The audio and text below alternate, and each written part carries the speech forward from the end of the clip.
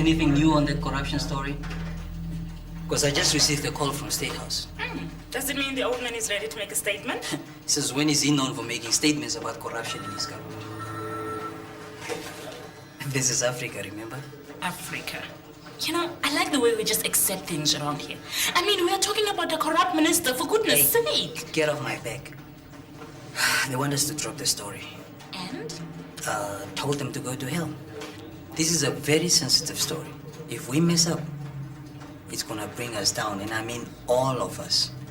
Let's take our time on your story, okay? But World Press Freedom Day is coming up, and I want you to do a good story about that.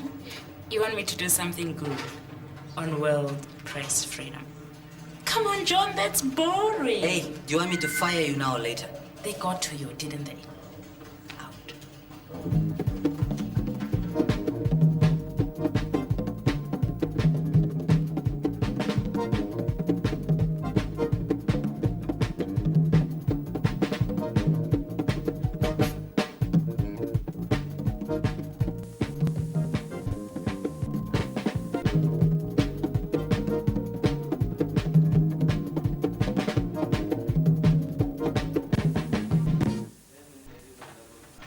Late again.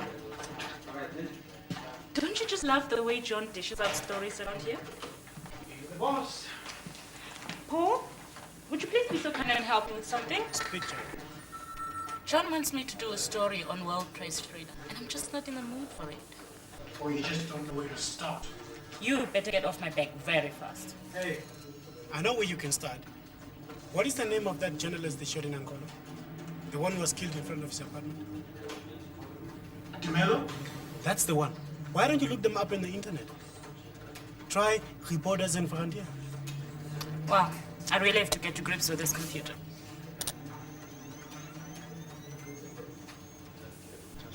The murder of Angolan Portuguese journalist Ricardo de Melo early yesterday morning in Luanda raised anger and emotion among his colleagues.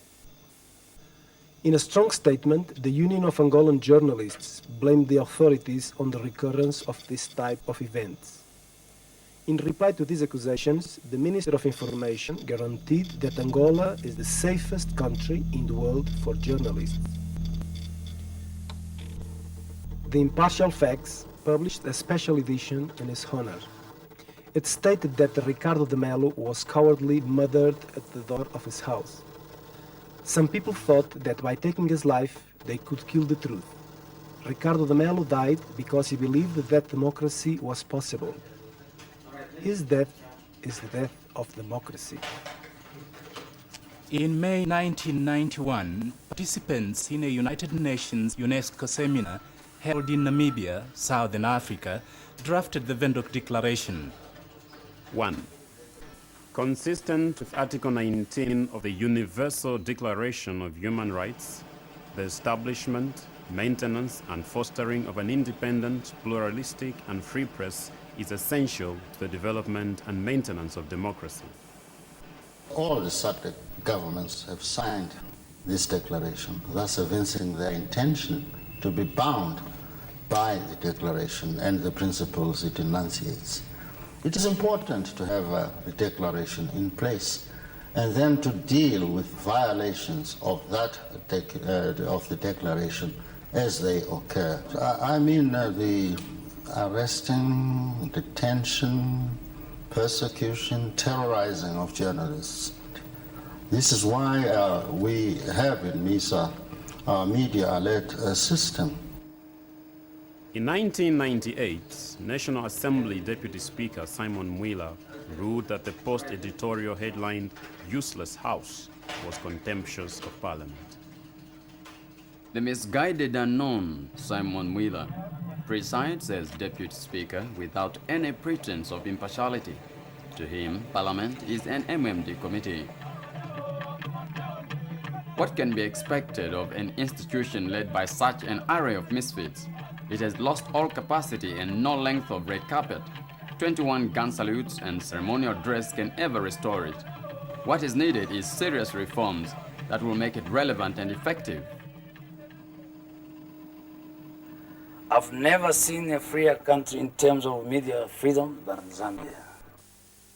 2 years earlier, editors Fred Membe and Bright Mwape were jailed indefinitely by the Speaker of the National Assembly for writing critical opinions. They spent 24 days in jail. I sincerely believe Parliament has to be made accountable, not only by word, but by deed. The post had been in trouble before. The issue, exposing a secret cabinet plan to hold a snap referendum. Well, we just woke up as usual, came to the office area and found offices surrounded by paramilitary officers and plainclothes policemen. The entire building was searched, our printing plant was searched. We are taken to our homes for a search. About 3 or 4 in the morning, we were officially arrested and detained, denied even bail. That issue talked about a referendum that the government was intending to carry out, a snap referendum to catch their opponents unaware. We exposed that plot. If any edition carries classified information, which is not supposed to be for the consumption of the public, that information must be withdrawn from the public. That's why some information is classified. It's not for public consumption. The laws as they stand in Zambia today, the president can wake up with no justification whatsoever and declare a publication banned. The Ministry of Information in Zanzibar has announced a ban on the Kiswahili newspaper Majira, accusing it of publishing seditious and malicious materials against the ruling party. Journalist Salim was told to return to his village. Salim was banned in Zanzibar because he wrote a story which originated from the opposition. And in Zanzibar, when you write a story or you do anything which supports the opposition, you are the enemy of the government. What actually happened is I just simply reported what someone said at a meeting in Pemba. And that was the presidential candidate of the CUF who said that the Zanzibar State House is occupied by a thief. Then they said that I have insulted the president of Zanzibar. Criticism have no limits. Everybody has the right of their opinion. You look at the Tanzanian constitution. It's a very good one. It says somebody has the right to speak up his mind, to express his views. But the unfortunate part, and especially in Zanzibar, they do not want people to raise their voice.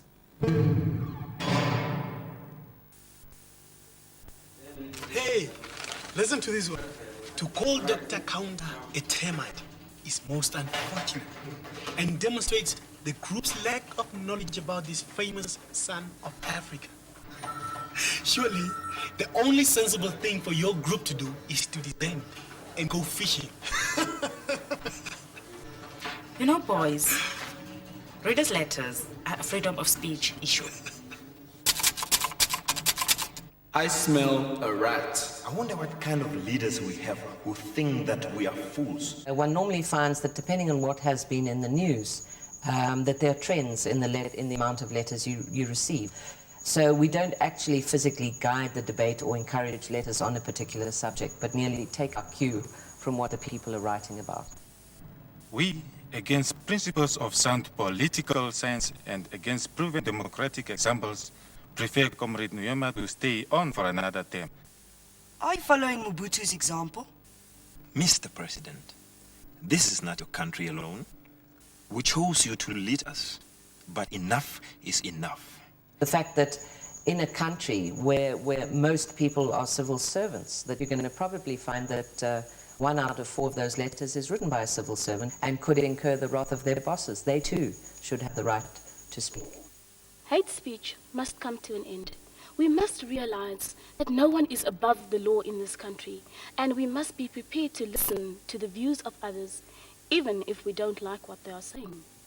The other matter that many people would ask about, of course, is how far can people go in those letters pages? How free are they to state their views?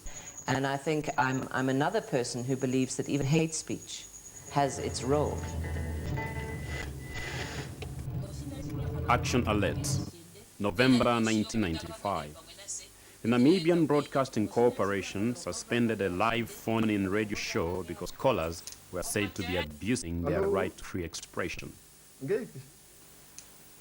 On November 14, 1995, a disgruntled ex-freedom fighter used the program to make a death threat against government leaders. I could not expect the caller to come up with such a threat. So we cut him off. And I warned the callers not to use any threat. Next morning, NBC management discussed the limits of freedom of speech.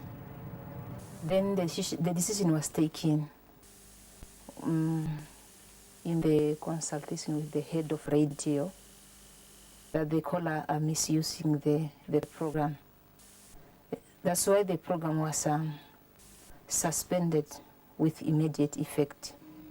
Freedom of expression is a relative concept. If there is no responsibility that goes with a freedom that is accorded people, then it is not worth it. According to the NBC, the program had been a tool for fermenting hatred and confusion among the people rather than enhancing democracy. In 1994, Mozambique went to the polls after 15 years of war and one-party rule.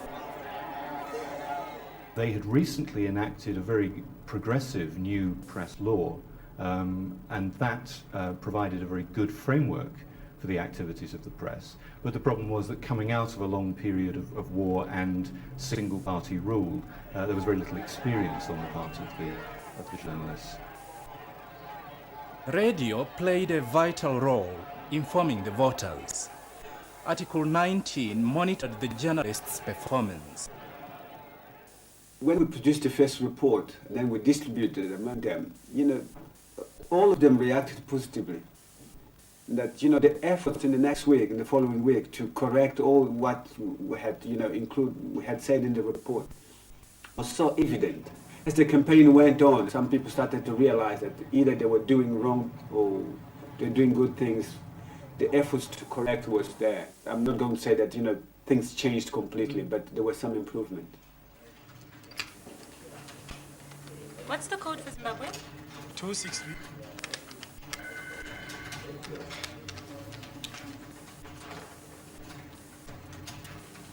Hello?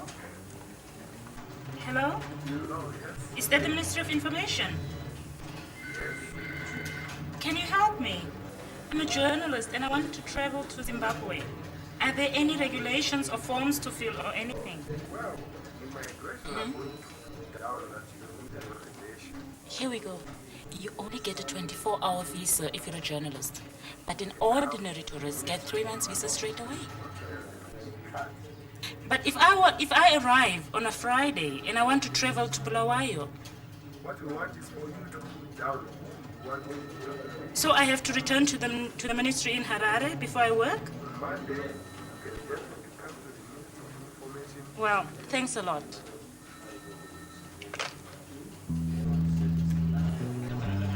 Press freedom. Why doesn't John understand that my corruption story is much more important?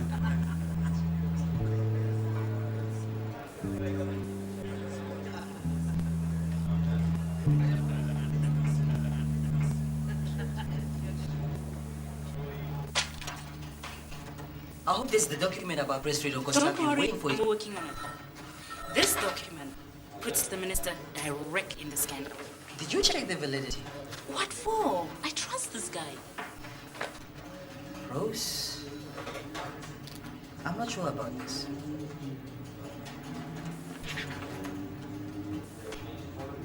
Tell you what, why don't you leave this here with me? I'll have another look at it. What happened to press freedom? Stop worrying. You'll get your story.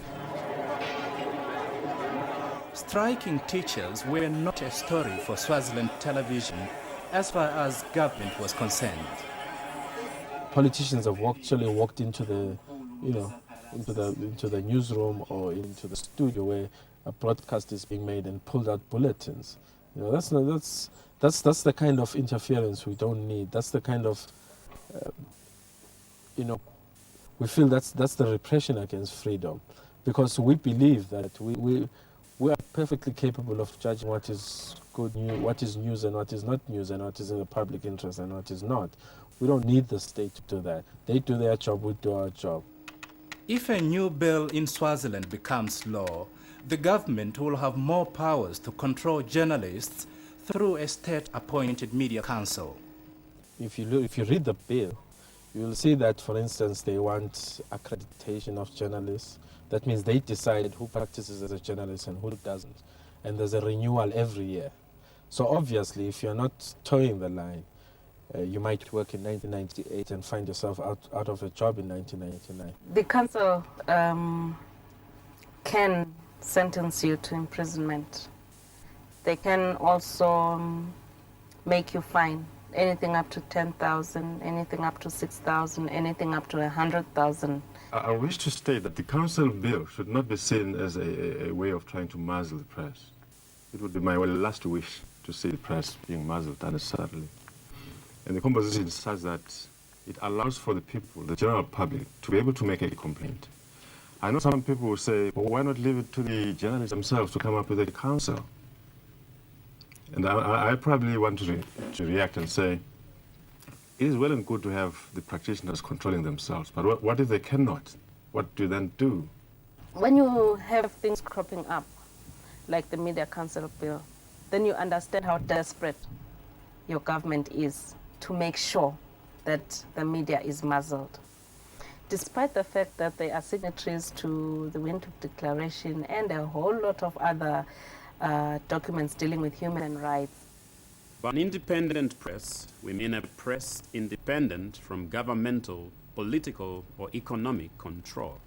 I think governments want to set up state-controlled media councils in order to control the media through what might appear to be an independent body.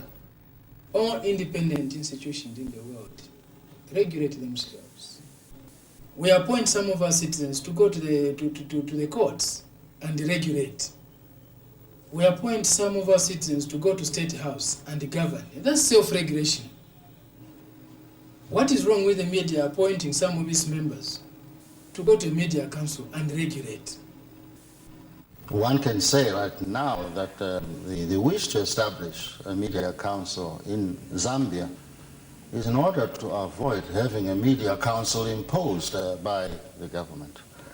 Then I believe that in other countries, probably Tanzania, they wish to have a media council so that the journalists themselves are in a position to control the operation of the profession in that country.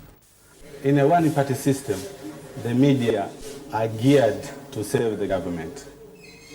Now, for Tanzanian case, we moved from a one-party system going to a multi-party system. We are in a transition period, but we are still suffering from the laws of a one-party system. Laws that include the licensing of journalists. Is this fair? It's a normal practice. Every country has got its own formalities. In terms of the press, we have to accept that we have to license some of the presses because we have to identify who are the pressmen who are not. I don't think that that's a good way of monitoring journalists, because the journalist is there as the watchdog of the society. Now the government is watching the journalist. Then it's just like controlling the media in that country. This is unfair. The girl died of AIDS, for heaven's sake. No wonder people want to control the press.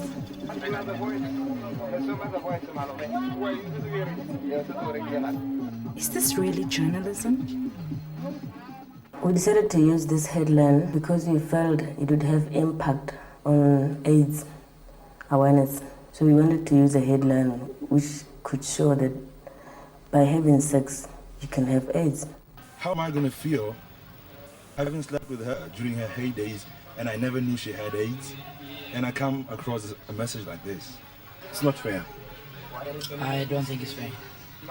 What is most concerning is the parents, the people who are left behind. Reading about this headline, it's totally not fair. We had a discussion in an editorial, and there were mixed feelings. Some felt, no, this is a bit too much because Sally has died.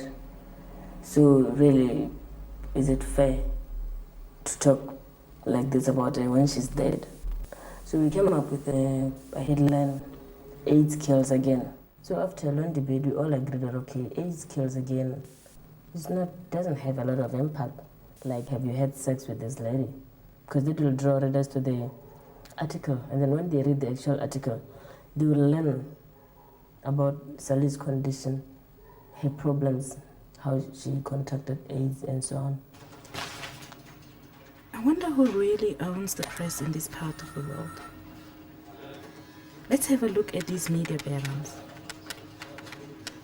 According to statistics from the Media Institute of Southern Africa, state ownership of newspapers is on the wane. Private ownership doesn't always lead to a pluralistic press. The situation in South Africa is that you've got two big media conglomerates, one a local one and one an international one, tied into independent newspapers owned by Tony O'Reilly. The danger there is that the titles in these two big media groups will either directly serve the interests of their proprietors, or their proprietors will be very close to governments, because of course they're business people and they depend very often on the goodwill of governments in order to carry out their business. I think there's always a danger when you have media proprietors who own across media sectors. In other words, that they own both newspapers and radio and television. The question here is not to do with the quality of the titles or the stations that this particular owner runs, but that simply having such a large sector of the media in one set of hands is a danger for pluralism.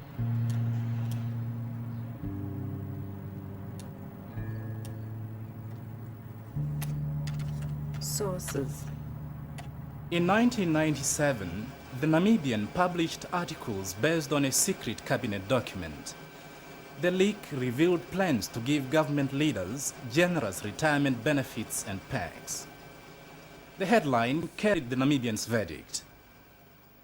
Well, essentially, I think that headline was used because initially there were simply denials from government about the issue. They simply denied there were any such plans to introduce a special perks package for ministers or retiring politicians. And it was only later that they finally acknowledged, once the media persisted in their reporting, that there in fact was such a deal on the table. What is a little bit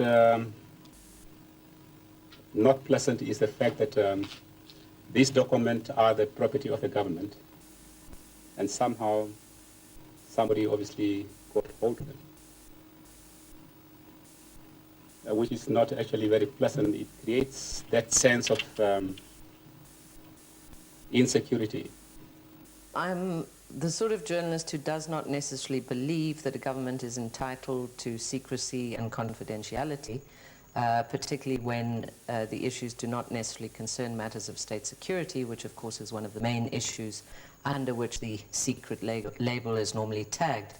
I feel that on an issue, for instance, giving ministers and top political office bearers increased benefits, retirement benefits and perks, is certainly in the public interest, and I believe we have the right to publish those documents, and the government really have the right to keep them secret and confidential. We all take an oath, not only to protect the constitution of the country, but also take oath to protect the confidentiality of the information of the government. This information cannot be released by anybody without the authorization of the cabinet, that is the president and cabinet. So I'm not so sure whether the press is in a position to determine what is confidential by creating a precedent. The question is, where will it end? Is that person in a position to know the damage that that particular act may possibly ensue? Is it always going to be a showdown between government and the media? They do perform a very, very useful service. Some of us in government comes to know through them things that we've never known or wouldn't have known because of the press. I would like the media to trust the government, and the government will definitely be of very great assistance to the media. I feel that in countries, in these emergent democracies, that in fact the onus is probably more on the media to kind of give the people a voice, to challenge the government, give the government a voice to the people, because we do that as well, and in our own way try and find out what is really going on in the corridors of power, since they are not necessarily volunteering that information themselves. Rose. What have I done again? This story of yours. Look, I wrote it in a hurry. I can always rewrite it if you want me to. Do you realize what the consequences of this are? I mean, what would happen if the government sues us? Look, John, I really worked hard on the story, and I tried to get all the right documents. And Whoa. I'll run the story. Now, get on with my press freedom story.